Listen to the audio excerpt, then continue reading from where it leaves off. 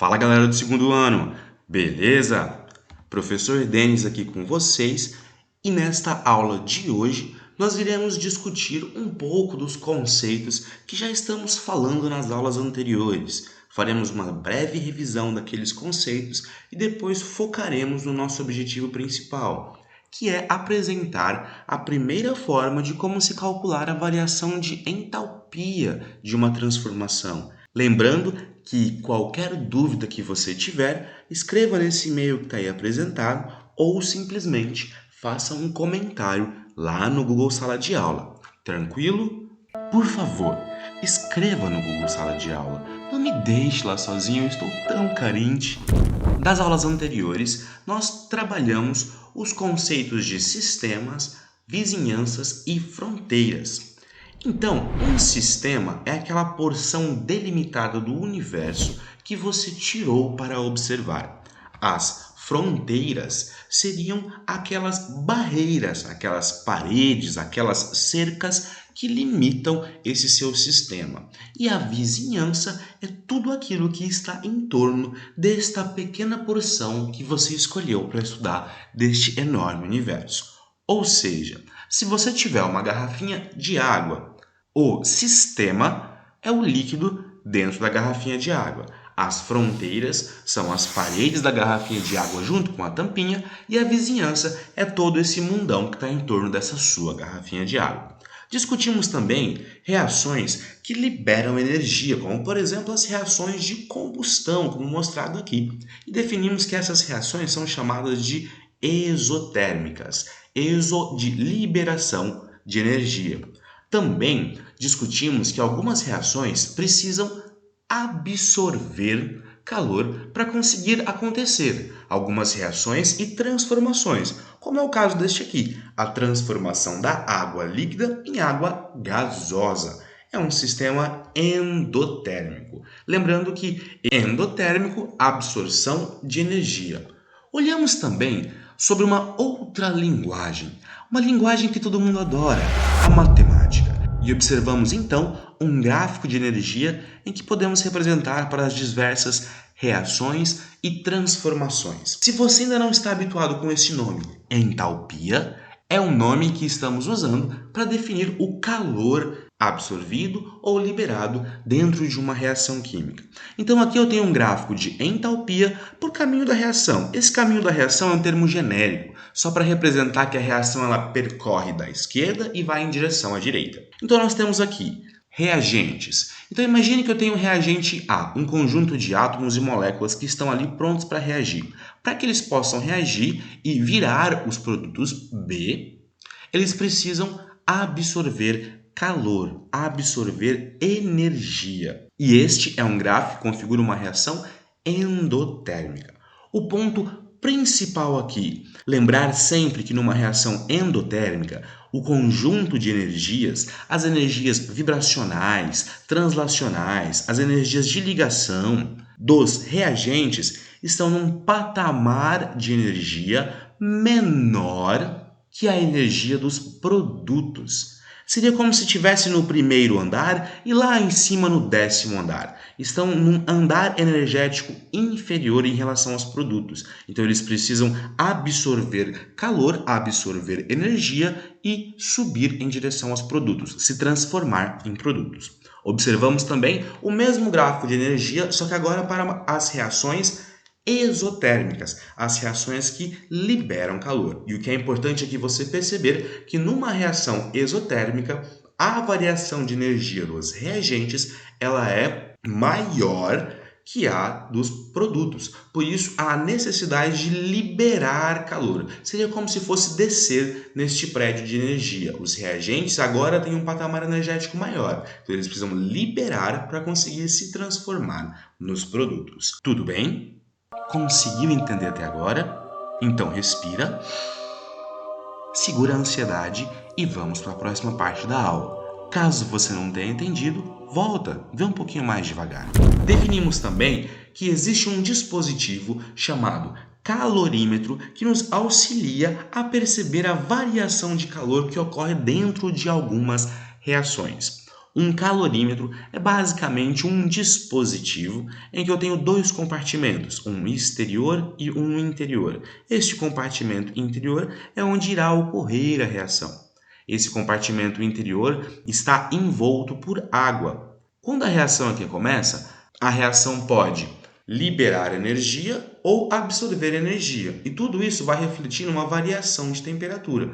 Então, o calorímetro, através desta reação, consegue aí, com a massa da sua amostra, relacionar a variação de temperatura com a quantidade de calor que foi absorvida ou produzida nesse sistema. Mas nem todas as reações podemos fazer dentro de um calorímetro. Então, há necessidade de montar procedimentos teóricos para que nós consigamos calcular a variação de entalpia das diversas reações que existem no universo. Assim, fez-se a utilização de um referencial, que é o chamado estado padrão. E o que é o estado padrão? É aquele estado mais comum de uma substância simples aqui no nosso planeta Terra, nas condições que nós vivemos. E o que é uma substância simples? Uma substância formada por um único átomo. Então vamos dar uma olhadinha aqui.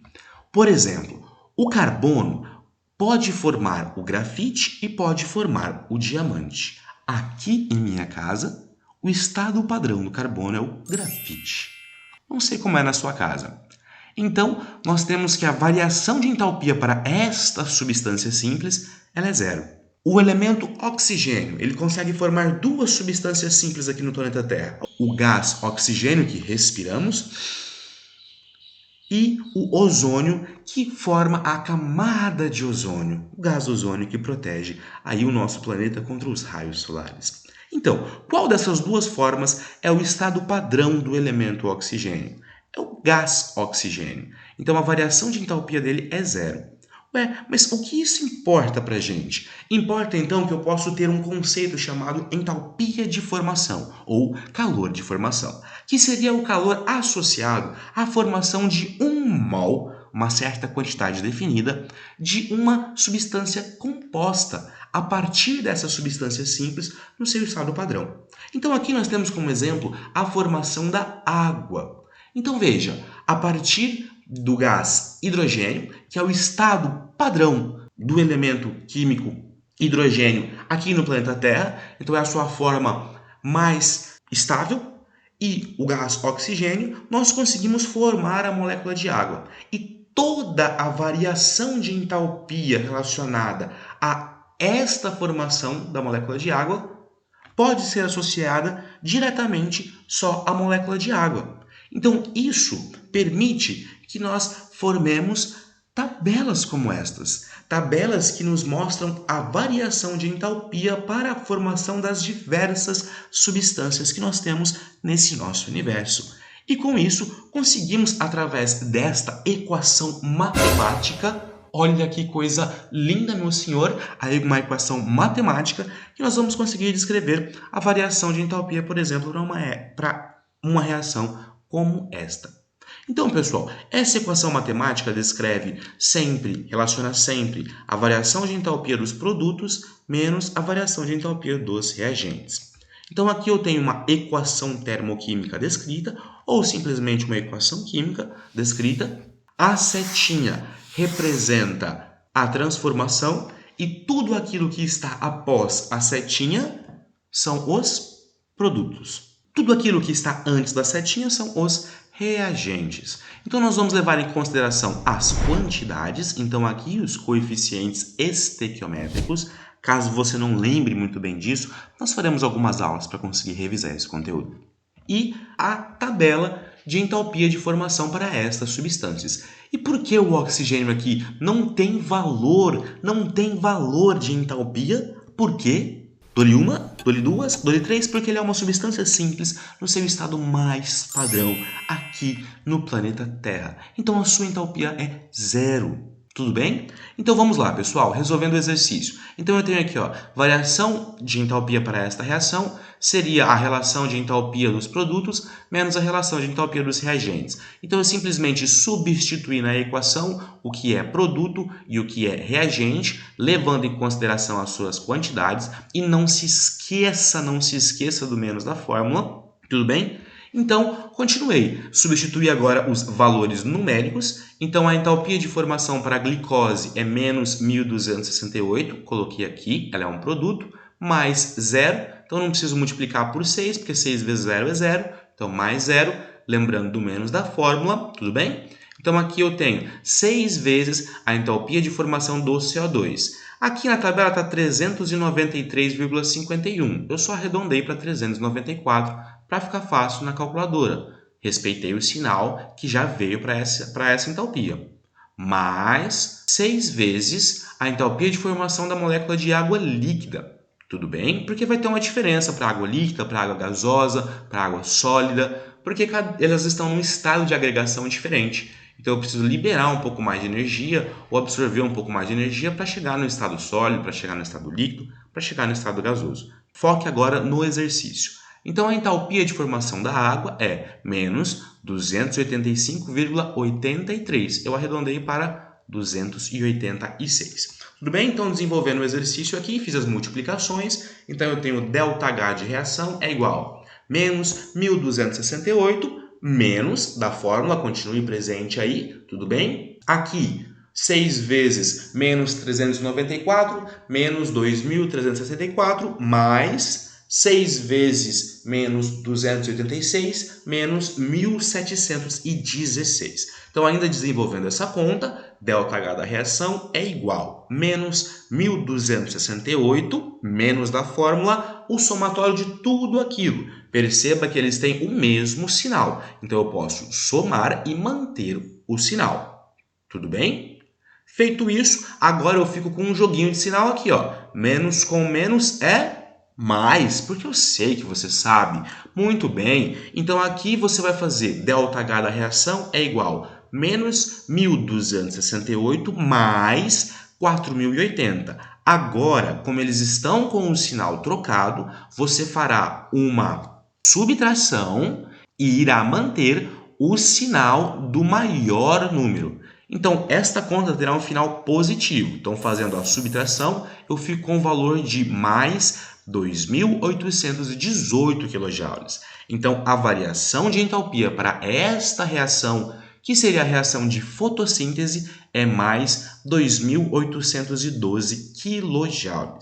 Como o valor de entalpia aqui é positivo, essa é uma reação endotérmica. Tudo bem? Uma reação que absorve calor para conseguir acontecer. Tranquilo? Então eu tenho aqui uma reação endotérmica, só para a gente conseguir frisar aqui esse conceito.